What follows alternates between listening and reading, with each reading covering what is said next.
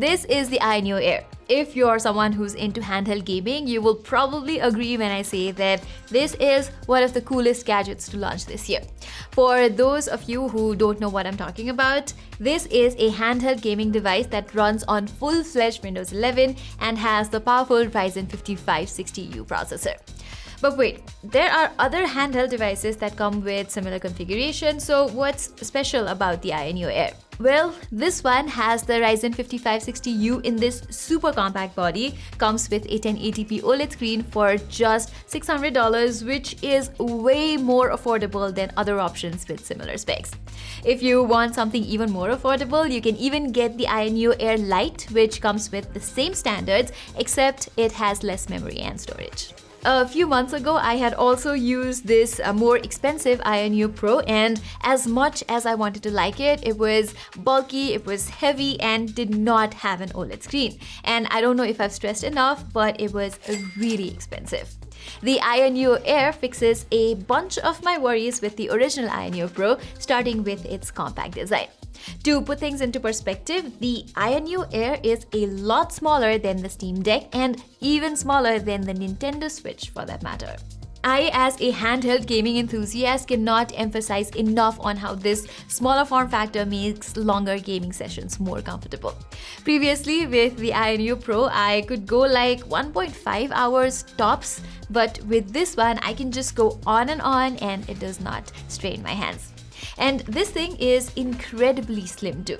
It might even fit in your pant pocket if you wear cargo pants or something. For me, I always needed a small bag to carry it because the only thing that fits in my pockets are AirTags. The other thing I love about its design are these Hall sensing joysticks and triggers. They use magnets instead of potentiometer-based physical connection, which eliminates the problem of stick drift and dead zones, which is a serious issue with handheld gaming devices. As for my experience, I think these are some of the best joysticks that I've ever used on a handheld device. But there's a bit of a learning curve as they're quite sensitive and require precise movements. The triggers here are a blast to use though. At 7.5mm, they have a pretty deep travel distance, which is not a big deal when playing racing games like Forza Horizon 5 or fighting games like Tekken 7. But on tactical shooters like CSGO, where you need really quick responses and really quick clicks, this can be a bit of a nuisance. They do activate even when pressing like halfway or so, but that feels a bit weird and it took me a lot of time to get used to. Just above the triggers are the shoulder buttons and two hotkeys that can be programmed to launch a bunch of shortcuts via the iSpace app. I found them to be especially useful because the AYANEO Air does not have a dedicated button for an on-screen keyboard, task manager, and other shortcuts like the AYANEO Pro, so you can assign them to those functions to make your everyday navigation process easier. The D-pad and the ABXY buttons, on the other hand, use a rubber membrane connection and have a decent amount of travel. But I've got to say that the ABXY buttons were a bit small for my liking. Over onto the bottom left, you will find the window and the menu button, while the right side houses a dedicated iSpace button and one that takes you to the desktop. Then there's the power button with a super responsive fingerprint sensor on top, right next to the volume rockers. As for ports, the AYANEO Air brings a couple of USB 3.2 Gen 2 Type-C connections. Apart from PD charging, both of them also support DisplayPort 1.4. That means that you can connect up to a 4K 60Hz monitor or a TV here for a bigger gaming experience. I also like how the 3.5mm headphone jack is now at the bottom. And right beside it is the microSD card slot in case you're running out of storage. Or you can swap the onboard SSD for a new one up to 2 TB. Then we have the down-firing stereo speakers, which, well, don't sound very good. There is no definition in the audio and the sound quality is just too muffled and teeny to be enjoyable. But what's really nice here is the display. It's simply stunning. It flaunts a 5.5-inch 60Hz OLED touchscreen with a full HD resolution. If you ask me, I would have been fine even with a 720p or 800p resolution screen, so this is all the more impressive for me. And its OLED nature means games look especially delicious with rich colors, dark contrast, and ultra-fast pixel response time. Even color coverage wise, AYANEO claims an incredibly wide color gamut with 100% RGB, 109% NTSE, 96% Adobe RGB, and 99% DCI-P3. And our tests confirm all these numbers to be true except for NTSC, which came out to be just 94% in our unit. But that's absolutely nothing to worry about because everything looks really vibrant and punchy here. This display is adequately bright too, so I didn't face any on-screen visibility issues while playing games in well-lit indoor scenarios or even outdoors under the shade.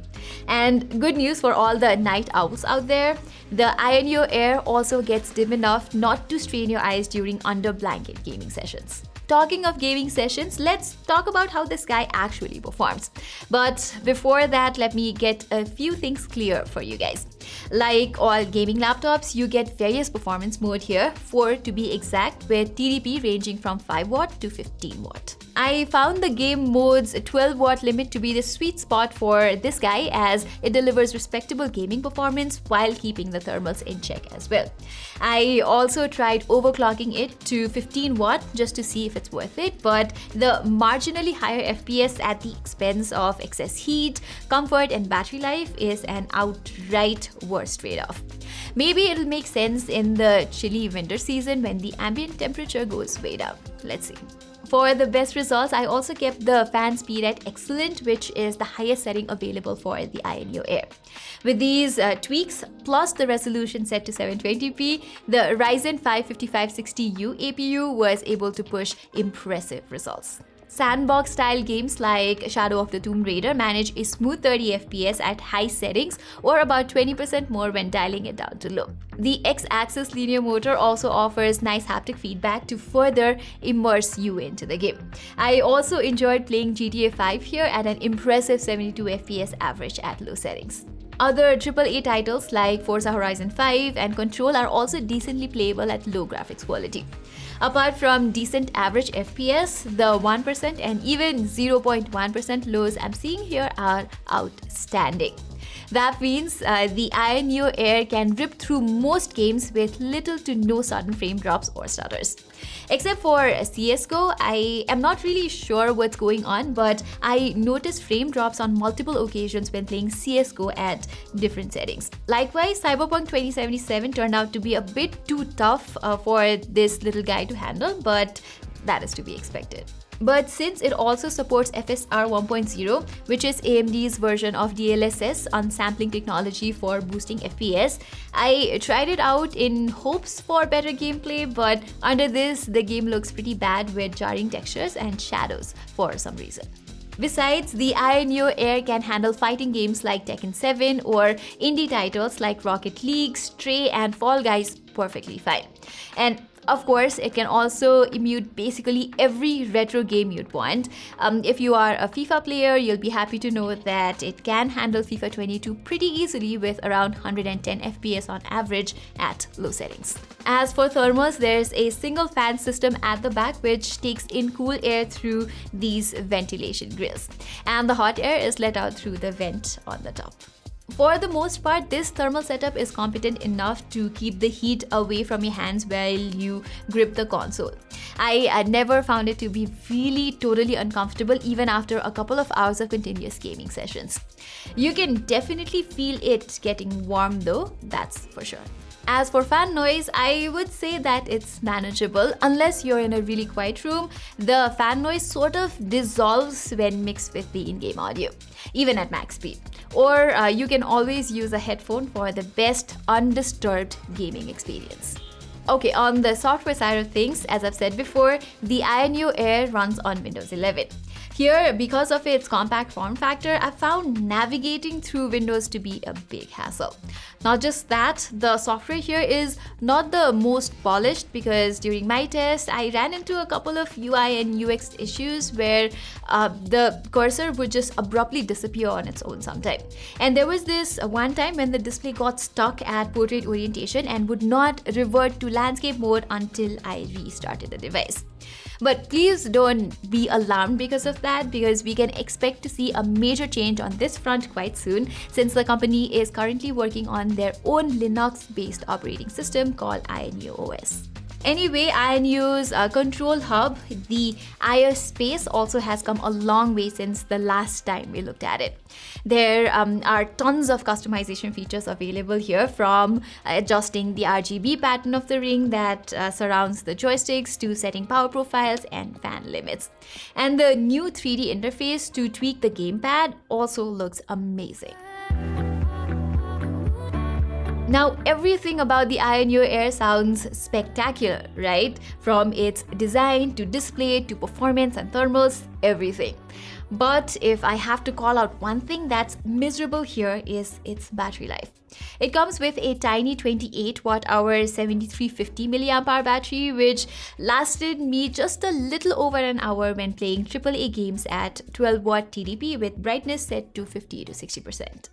However, I believe battery life is something that depends on the user itself. If you don't play a lot of demanding games and if you choose to keep the console at a lower TDP, you can extend the battery to last a little longer. For me, I found myself reaching out for the charger time and often. And this is one of those areas where the upcoming Linux-based AYANEO OS could have a massive impact. But we're yet to experience that, so I will reserve my judgment for later. Anyway, the AYANEO Air juices up via a 65 watt PD charger that comes inside the box, which takes a little over an hour to take it from 0 to 100%.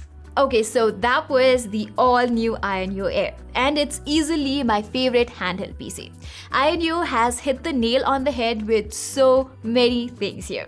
You want a comfortable, lightweight design? Check. A reliable gaming performance? Check. What about a gorgeous OLED display? Double check. And all that on a fairly reasonable price. So what more could you want, right? But I can't help but wonder how more awesome it would have been if it had AMD's Ryzen 6000 series processor instead of the Ryzen 5000 series. You know, the one with RDNA 2 graphics engine instead of Vega. That level of performance on such a compact handheld PC would have been truly exceptional. AYANEO has already announced a bunch of handhelds scheduled to launch later in the fourth quarter 2022, and most of them are configured with the Ryzen 6000 series APU. So if you want to taste the power of the RDNA 2, you will definitely want to wait for that. But you should know that all of the upcoming launches from the company are pretty chunky, far bulkier than this guy. So if you're looking for a capable Windows handheld gaming machine that's both compact and has a brilliant OLED display, then I can't see how you could go wrong with the AYANEO Air. So guys, with this we've come to the end of this video. Do let me know in the comments below what you think about this device and if you would want to own one. And if you like this video, don't forget to subscribe to our channel and hit that notifications icon. Till then, I'm Pratima and thank you so much for watching.